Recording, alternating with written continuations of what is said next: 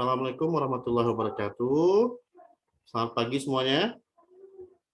Pada kesempatan kali ini, dalam mata kuliah Hukum Perlindungan Konsumen dan Perlindungan Usaha, saya akan menjelaskan sedikit materi tentang ada beberapa badan yang ditugaskan oleh undang-undang untuk memberikan perlindungan baik yang bersifat preventif maupun represif ya terhadap pelaku usaha ya apabila merugikan konsumen.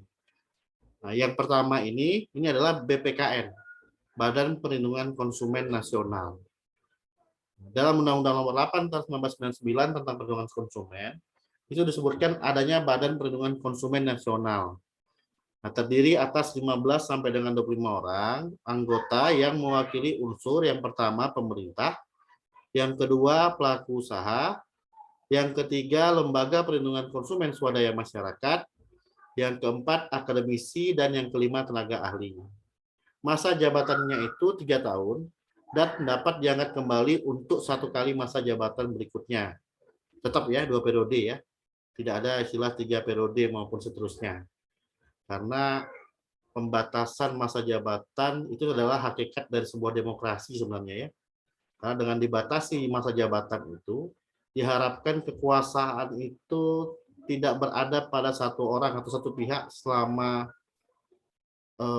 berlarut-larut ya, terlalu lama ya. Nah, karena kalau sudah terlalu lama kekuasaan itu diberikan pada seseorang, itu akan cenderung korup. Ya. Keanggotaan BPKN ini diangkat oleh Presiden atas usul Menteri di bidang perdagangan setelah dikonsultasikan kepada DPR. Tugas BPKN ini bisa dilihat pada pasal 34 Undang-Undang Perlindungan Konsumen. Yang pertama, memberikan saran dan rekomendasi kepada pemerintah dalam rangka penyusunan kebijaksanaan di bidang perlindungan konsumen. Yang kedua, melakukan penelitian dan pengkajian terhadap peraturan perundang-undangan yang berlaku di bidang perlindungan konsumen. Yang ketiga, melakukan penelitian terhadap barang dan atau jasa yang menyangkut keselamatan konsumen maupun yang lainnya itu ya, sebagaimana yang Anda bisa lihat di slide. Di samping itu, nah, ya, selain daripada itu juga ada yang namanya LPKSM, Lembaga Perlindungan Konsumen Swadaya Masyarakat. Tugas dan wewenang LPKSM ini bisa dilihat pada pasal 44 Undang-Undang Perlindungan Konsumen. Yang pertama, pemerintah melalui Lembaga Perlindungan Konsumen Swadaya Masyarakat, nah, ya, yang memenuhi syarat itu, nah, maka LPKSM memiliki kesempatan untuk berperan aktif dalam mewujudkan perlindungan konsumen. Tugasnya adalah menyebarkan informasi dalam rangka meningkatkan kesadaran atas hak dan kewajiban dan kehati-hatian konsumen dalam mengkonsumsi barang dan atau jasa. Memberikan nasihat kepada konsumen yang memerlukannya, bekerja sama dengan instansi terkait dalam upaya mewujudkan perlindungan konsumen, dan lain-lain ya, sebagaimana bisa Anda lihat di slide. Oke. Dan ada beberapa isu-isu ya yang menarik ya terkait dengan konteks hukum perlindungan konsumen. Yang pertama itu terkait periklanan dan perlindungan konsumen, iklan obat. Nah, ya, iklan yang baik adalah iklan yang dibuat sesuai dengan keadaan sebagaimana mestinya ya. Kalau iklan itu tidak sesuai dengan keadaan, artinya itu bukanlah sebagaimana fakta yang terdapat dalam obat. Nah, ini kan sudah pasti akan merugikan konsumen ini ya. Dan sudah menjadi suatu hal yang ya mungkin dianggap biasa ya di negara kita ya, ketika iklan dibuat itu dengan sesuatu yang sangat instan ya. Instan dalam arti misalkan iklan obat pemutih wajah gitu ya. Nah, bintang iklannya sendiri sudah putih. Nah, ini kan sedikit banyak kan mindset orang awam ketika melihat itu, oh bisa putih seperti itu gitu. Nah, ini kan juga saya kira kan juga iklan yang kurang tepat ya. Artinya yang mau dijual itu kan pemutihnya, tapi ya bintang iklannya memang sudah putih. Nah, dan juga nggak ada jaminan itu akan menjadi putih ya. Nah, makanya iklan itu kan harusnya disampaikan berimbang ya, artinya jangan dilebih-lebihkan.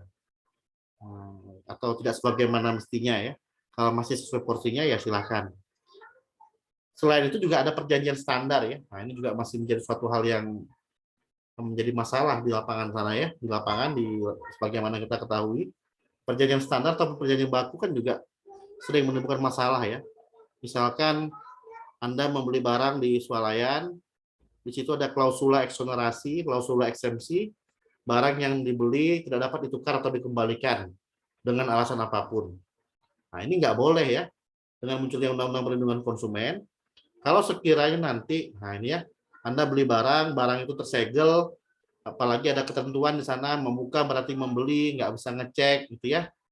Nah, tiba Anda sampai di rumah, ternyata ada cacat terselubung. Nah, kita nggak bisa ngecek di sana. Harusnya ini bisa dikembalikan. Nah, dan ini sudah dilindungi oleh undang-undang ya.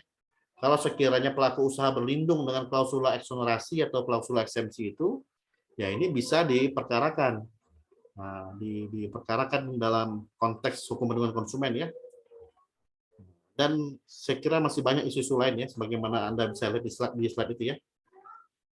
Oke, tugas Anda pada pertemuan kali ini adalah coba Anda lihat ya, ada berapa badan ataupun lembaga yang erat kaitannya dengan hukum perlindungan konsumen.